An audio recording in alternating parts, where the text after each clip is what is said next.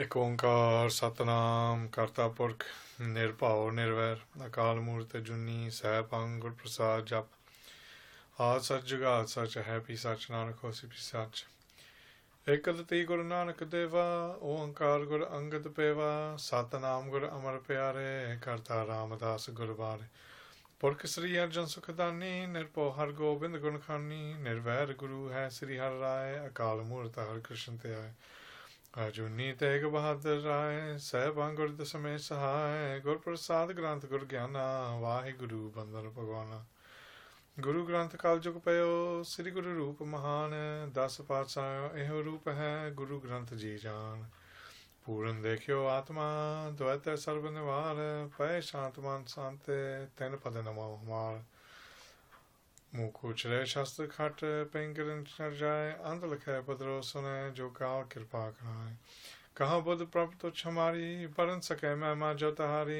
हम ना सकता सिर तुम्हारी आप ले हो तुम करो सुधारी सो कहो टल गुरु सेविय एन सहज सभाए दर्शन परस्य गुरु के जन्म मरण दुख जाए दर्शन परस्य गुरु के जन्म मरण दुख जाए वाहिगुरु सतनाम श्री वाहिगुरु साहिब जी। हुक्मी होवन आकार हुक्म न कहया जाई हुक्मी होवन जी हुक्म मिलै वडियाई हुक्मी उत्तम नीच हुक्म लिख दुख सुख पाईयै एक ना हुक्मी बख्शीस एक हुक्मी सदा पवाईयै हुक्म अंदर सब को बाहर हुक्म ना कोय नानक हुक्म जे बुझे ता हुक्म कहे ना कोई। वाहिगुरु जी का खालसा वाहिगुरु जी की फतेह। Guru Satsang Vaheguru Ji Ka Khalsa Vaheguru Ji Ki Fateh. We're continuing on with the Katha of the Sri Japji Sahib. We're on the second Pauri. In the previous video we have done the first lot of Katha, and the first lot of definitions based on the Pauri Hukami Ho and Akar, and we've gone through them with regards to the Siddhs asking the Guru, asking what is the will of God, tell us about the will of God. When Guru Nanak Dev Ji said we cannot speak about the will, the command of God, and then Guru Nanak Dev Ji was asked to speak about what type of commands, what sort of commands, what is within the command of God. And now the Siddhs are going to continue on asking the questions. This is the second definition found within the Satawali Gali Tika. And the question asked by the Siddhs, they said, with regards to those people who follow the will of God, follow the command of God, those people who do not follow the command of God or the will of God, tell us about their avastha, tell us about their spiritual state. And then Sri Guru Nanak Dev Ji replies, Hukami hovan ji hukam andar. Now, first of all, we need to go over this. Many people are going to hear that line and go, that's not a part of the Gurbani, that's not a part of the body itself. Hukume hovana jiya, hukume andar. Well, what's happened is Guru Nanak Dev Ji, when you're doing the Katha here, what you have to do is you have to take two separate lines and do what we call is kundak, where you break the lines and separate them. And what they've done is here, they've separated two lines, two particular lines, and put them together. Hukume hovana jiya. And so that's one. Hukume andar sabuko. So they've taken that bit, hukume andar. So they've put these two lines together. And the reason for that is Guru Nanak Dev Ji utters them and says, look, those people who are hukume hovana jiya, hukume andar, those people, those individuals, the jiya, the jeeves, those individuals who are within the will of God, within the divine command of God and follow their death. Sri Guru Nanak Dev Ji continues, Hukami hovan akar. They say that person, that Jeev Atma, becomes the form of Vaheguru. The individual who follows the will, the command of God, lives their life in accordance to religious divine law, scriptures, meditation, is good in every way, in every manner. They will become the Sakyat form, which is they will gain the propagated, pure form of Vaheguru. That is Guru Nanak Dev Ji saying, this is the merit that a person who follows the Hukam, that they will get. You know, within Itihas itself, within the Sikh Itihas, Guru Gobind Singh Ji says, Rehat pyari mujhko Sikh nahi pyara. That the Rehat which is the code of conduct, code of conduct is very, very hard to follow. But Guru Gobind Singh Ji says, Rahat pyari mujhko, Sikhan hai pyara. They say that the code of conduct is what we find beloved, we find that delightful. That is what aesthetically pleases us. It isn't a Sikh that pleases us, but it is the person who follows the command, the code. Gurbani says that the Rahat of Sikhi itself, or the path of Sikhi, is Kanyatiki Valoniki, that it is sharper than the edge of a kanda, but it is thinner than a strand of hair. And here Guru Nanak Dev Ji is saying that hukmi hovan akar, that the person who follows the will of God, they will gain the form of Vaheguru. Now, we've said before that the will of God is there, but those people who actually follow it are one in billions, absolutely billions. It is very rare that you'd find somebody who does that. But the reward for doing this is this, that they will gain the form of God. And they will realise within life themselves what the truth is. Gurbani states, Mantu Jota Sarup hai apana mool pashan. That is Uttam Gyan, where you are giving divine teaching to yourself, to your own mind, to your own upper faculties. And he's saying you need to realise what your true form is. Your true form is that of God, of Paramatma. Sri Guru Gobind Singh Ji within the Sri Bachitra Natak write, Har Har Jando Ek Hai, Bib Bichar Ko Chanai, Jalte Upachitra Lang Ji, Jal Hi Bikhe Samai. They state that the Har and Harijan, that God and his devotee are one and the same. Har Harijan Doi Ek Hai. So these two are actually one. They're actually one and the same. And then they state, Jalte Upajita Rangaji or Jalhi Bikhe Samai. They say in the way that you have an ocean and a wave of water takes off from the ocean and separates for a moment, but at the end of the day it merges back into the ocean. There is no difference between the water within the wave and the water within the ocean. It is exactly the same. And it's the same with the Har and the Harijan. Within God and his devotee, within God and the saints, within God and the Gurmukh. They're exactly the same. They're one. They're of the same form. In essence, they're exactly the same. And here, that's what Guru Nanak Dev Ji is saying. Those people who accept the hukum, they become the akar. The akar means form. They become the form of Paramatma. And Guru Nanak Dev Ji continue. Hukum na kaheya jai. They say, look, the hukum that is written about, it is endless. There is nobody who can put an end to it. They say everything that is written within hukum is written within the scriptures. So you can find the Veds, you can find the Shastras, you can find the Simritis, you can find the Upanishads, you can find the different versions of the Gita, the Gur Gita, Ram Gita, Bhagavad Gita. You can find the Sri Guru Granth Sahib Ji, you can find the Dasam Granth, you can find Sri Sarabalo Prakash, you can find other Itihasa Granths, you can find so many religious scriptures, and that's just touching on 2 faiths, let alone the rest of the world, let alone the indigenous religions as well. There is so much written about the will of God, about the life of God, about how you should live your life in accordance to the will of God, that it's endless, and the scriptures cannot find an end to the hukum of Vaheguru. And Sri Guru Nanak Dev Ji then continue. They say that those individuals who follow the hukum, who follow the will of God, will gain praise in this world. And those people who do not follow the will of God, they will gain a reputation in this world that is basically slanderous. They'll be defamed in every way. Although we are living in the age of Kaljug, where there is more atheism than anything else at the moment, there is more agnostics and people who do not believe within religion itself. However, those people who are saints, who are religious, are remembered forever. And at the same time, those people who are evil and wicked, they are remembered as well. They're remembered in the same way. Those people who are indifferent and are committing sins, or maybe doing little bits of merit, they're forgotten about completely. So Guru Nanak Dev Ji is talking about those people who are within the hukum. Those people who are within the hukum will always gain vidyai. They will gain praise. Those people who will live totally against the hukum, they will be defamed within this world, and they always will be. And Sri Guru Nanak Dev Ji continues. Hukami uttam neech. They say hukami uttam neech. They say what will happen is the individual who accepts the will of God, from being a low individual of social caste, social status within this world, they will become great.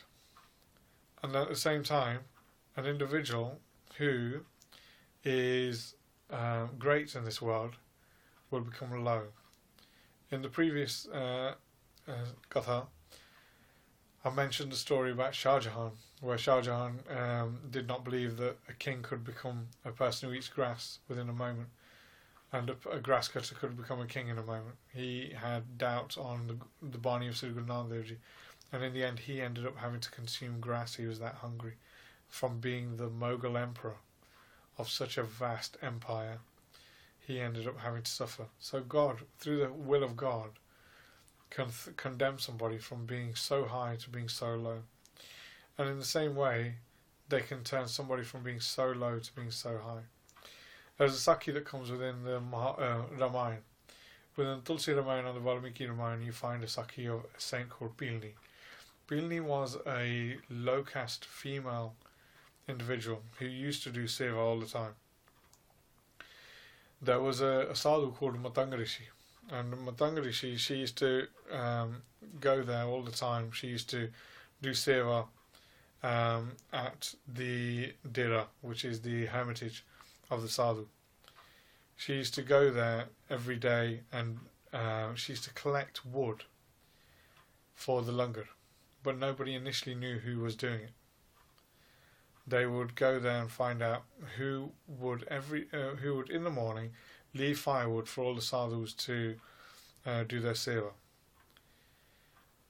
And this continued for some time. Nobody decided to find out who it was, and in the end Matanga, she said, look, I need you to go and find out who this individual is who brings the firewood every day, because that individual is taking our merit for the seva that they have done. So they said, we need to go and find out who it is. So in order to do this, we need a couple of these sadhus to stay up at night, and when you see the individual who it is, apprehend them and bring them here. So the sadhus did that, and while they were doing that at night, they caught Pilni. And they presented her in front of Matanga Rishi. Matanga Rishi asked her about the why she brought firewood, and the fact that her bringing the firewood and then the sadhus using the firewood allowed for her to gain the merit from the sadhus doing their bhakti, their tapasya, their meditation, their penances. And they said, what Matanga Rishi said to her, what is the reason that you are serving the saints? Is there a reason, is there a purpose that you're wanting? Is it because you want a child, you want money, you want this or that? Now you've got to remember, we're talking eons ago, from the time of Mahabharata. This is a female from a lower caste serving the saints of the the Brahmin castes. The Brahmin castes were not to associate with women for a start, or to associate with the lower caste. But Matanga Rishi here did something different. He spoke to him, and Pilni said, I have got nothing in my mind. There is no reason or kamna or desire that I require. I am just doing this to serve the saints. Matanga Rishi heard this and he was pleased. So pleased to the fact that he broke the rules of the Brahmins at the time. The way he broke the rules was, he then was so pleased with Pilni that he gave her an upadesh. He gave her a spiritual discourse on how to become one with God. Now this is completely forbidden within the Vedas. But like I said, you get deities like Krishna who break the rules because they're more concerned with the saving of lives, saving of souls. And Matanga Rishi did exactly the same here. Matanga Rishi gave Pilni an upadesh and explained to her about God, explained to her about seva, explained to her about what naam is and what naam she should be reciting. And once this upadesh was given, all the sadhus gathered, and they were upset about this because, one, the maryada, the actual code of conduct for the shastras, was being broken because Pilni was from a lower caste. Matanga Rishi said, look, we did it because of the seva she had done, she had earned this, and it is my time is now here about to finish, and this was my last task, to give her up dish. And he said later on, she will be the one that you will all end up realising is full of virtuous acts, virtuous deeds and virtuous gun. So what took place then was that Matangrishi then ended up passing away. Once he had passed away, the other sadhus that were there, who were still not happy about the rules and regulations of the Shastras being broken, then decided to assault Pilni and kick her out of the ashram. And she was kicked out and she wasn't allowed anywhere near there. But Pilni had a constant desire to serve and do seva of the sadhus all the time. So what she did then was she started to sweep the ground between the dera, between the hermitage of the saints, and a pool called Pampasar. She used to sweep the floor every day, so there would be no stones, thorns or anything that would hurt the saints every day. The saints would come out of their hermitage, they would go every day to the sacred pool. And they realised that the floor was clean, everything was swept, there was no stones or thorns bugging them or hurting their feet. So they decided to figure out who was doing this, because they realised somebody was serving them and again taking away their merit. And when they did this, they again set out a number of sadhus to try to capture whoever it was. Again, they found out it was Pilni, and because she was again of a low caste, she was assaulted and beaten. And when she did this, the actual pool of water called Pampasar became filled with insects, and it was no longer pure enough to bathe in, or to drink out of, or to wash, or anything like that. Once they did that, Pilni was she was upset. She was upset with what had taken place. She had her own hermitage. All she wanted to do was serve. She had no desire. It was not her fault in any way that she was born in the caste that she was, or the fact that she was a woman. The saints then realised that they had a problem. Pampasar was dirty. They could not clean it. They tried every effort they could. And at that time they had heard that Sri Ramchandra was making his way into the jungles as part of his exile. He was there at the time.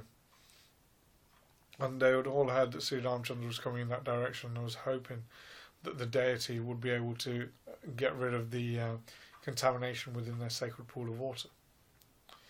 They all waited and waited and waited for Sri Ramchandra to turn up. They got their abodes all cleaned up and everything like that, and made sure that it was suitable for the deity to enter. But at the same time, they required somebody to solve their problems for them. And at that time, Pilni herself was in her own little hermitage, so her own little place where she used to serve. And Sri Ramchandra turned up there. Sri Ramchandra turned up with Lakshman, where they ate food that Pilni had already eaten, half-eaten. So what we would consider as juta, unclean. And Sri Ramchandra came to her hermitage, and he had eaten her half-eaten fruits. The sadhus, hearing that Sri Ramchandra had gone to the abode of Pilni, were shocked. Again, because she is a female and of low caste. Sri Ramchandra was a Kshatri, but he was the avatar of Vishnu. He was the manifestation of Vishnu.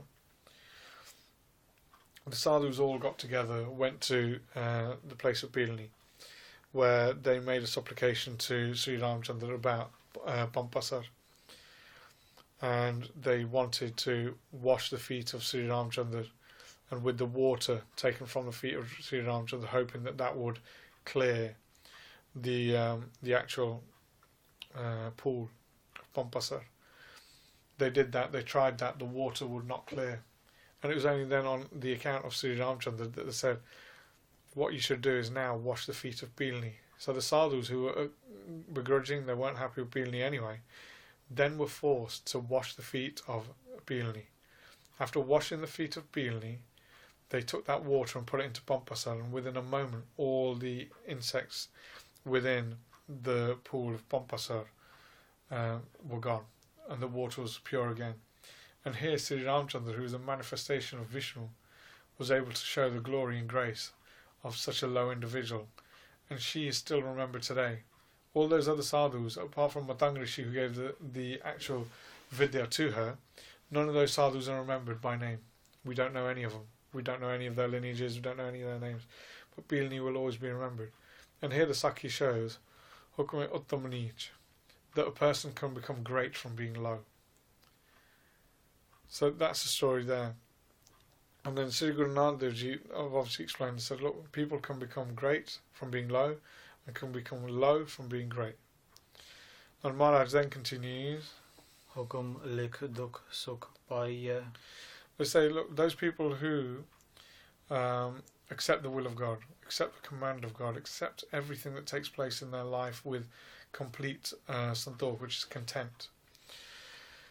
All the pains that are written upon their forehead and all the bliss that are written upon their forehead mean nothing to the individual. They just accept those things in their life to come and go, and they are not concerned with any suffering or any pleasure that happens there. And Maharaj then continue.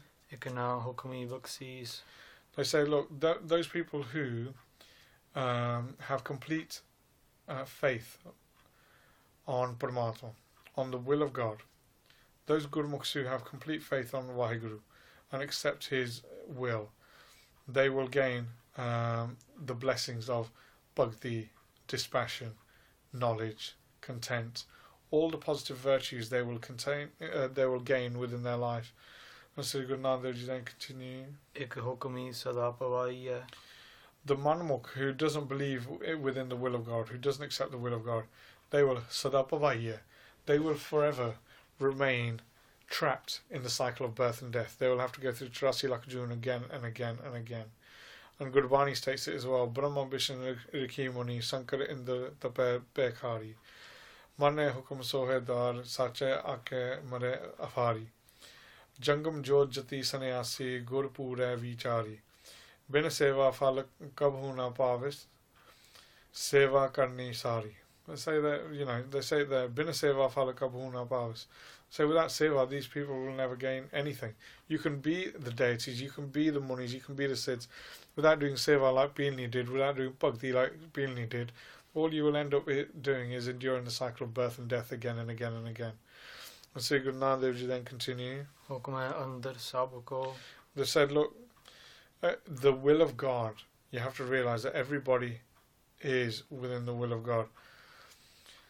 If a person is to accept the will of God and bow to the will of God, then all of the things that are gained, like in materialistic pleasures, will be gained by every individual.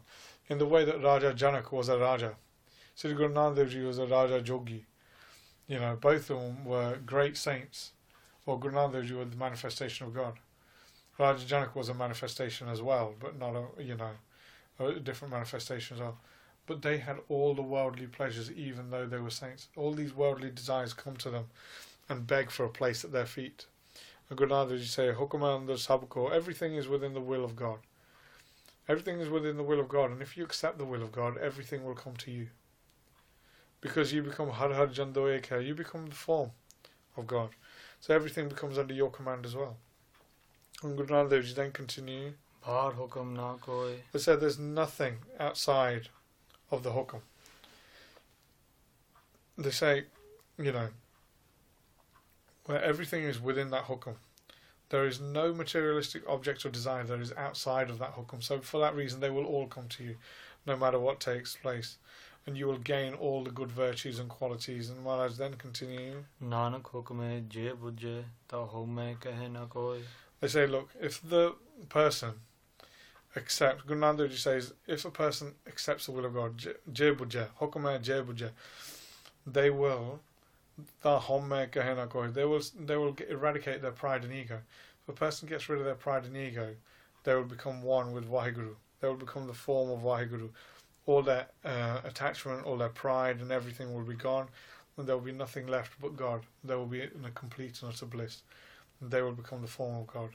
And this is the katha that is given within the Sattavali Tika about those individuals who accept and don't accept the will of God.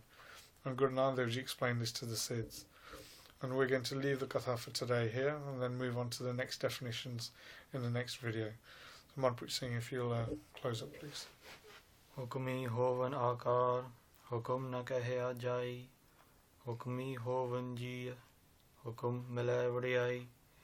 Hukmi uttam neech, hukum lik dukh sukh paiye. Ik na hukmi baksiis, ik hukmi sada pavaiye. Hukme andar sab ko, ਬਾਹਰ ਹੁਕਮ ਨਾ ਕੋਏ ਨਾਨਕ ਹੁਕਮੇ ਜੇ ਬੁੱਝੇ ਤਾ ਹਉਮੈ ਕਹਿ ਨਾ ਕੋਏ ਵਾਹਿਗੁਰੂ ਜੀ ਕਾ ਖਾਲਸਾ ਵਾਹਿਗੁਰੂ ਜੀ ਕੀ ਫਤਿਹ ਹੇ ਗੋਬਿੰਦ ਹੇ ਗੋਪਾਲ ਹੇ ਦਿਆਲ ਲਾਲ ਪ੍ਰਾਨਨਾਥ ਅਨਾਥ ਸਕੇ ਦੀਨ ਦਰਦ ਨਿਵਾਰ हे समरथ अगम पूरन मोहे मयातार अंधकूप महापयान नानक पारे उतार आए प्रभ शरणागति कृपा नित दयाल एक अखर हर मन वस्त नानक होत निहाल एक अखर हर मन वस्त नानक होत निहाल वाहिगुरु जी का खालसा वाहिगुरु जी की फतेह।